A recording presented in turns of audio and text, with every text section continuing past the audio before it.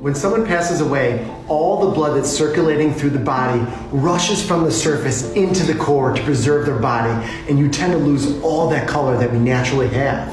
So embalmers use dye to help bring that color back to life. We mix in dye like this into our concoction to help us get that red coloring back. So do we put lipstick on men that pass away? Of course we do. When you pass away, you lose that beautiful pinkish hue that you have on your lips. I like to use Natural Man with this paintbrush looking thing here. We're gonna dab it on, spread it evenly throughout the lips. Then to get rid of the shine, we're gonna use just a little bit of powder. Place it all over the lips, and you're gonna have that beautiful natural look. All right, so there's a couple of different ways that we keep the deceased person's hands together when we're in the casket, giving that nice, pleasant look. Our first is using arm blocks. We're gonna take this and put it under either arm inside of the casket, which is gonna help them keep those arms together and those hands together. If that doesn't work, if we have too much rigor mortis, or if the muscles are fighting against us, we're gonna use the rubber band trick. Let me get in close here. So we're gonna take the rubber band, we're gonna go around a few times, and then at the end, we're gonna take the opposing deceased person's hand, slide it through that hole, and it's gonna lock it into place so we have a nice look just like that.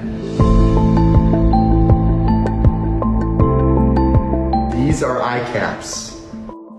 They're used for when a deceased person has their eyes open when they pass away. We'll use an aneurysm hook to open up the upper eyelid, place in the cap, and give them a pleasant look like they're sleeping. So when someone passes away, they lose a ton of moisture in their skin, specifically in the inner parts of the eye, which we call the inner canthus, and throughout the face. I'm going to show you how we keep the moisture in the skin throughout the embalming process.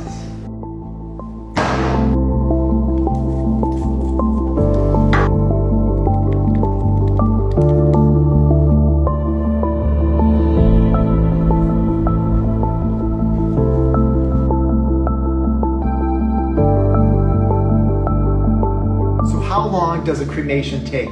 A lot of people think it's a quick, instantaneous process, but it absolutely is not. There's a lot that goes into it.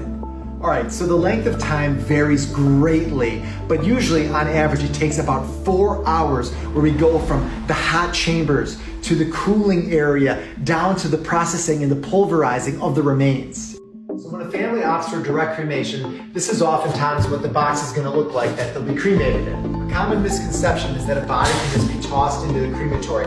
That is not the case. It needs to be placed in a box like this. Let's zip it on up tight. Our final step is placing the top on.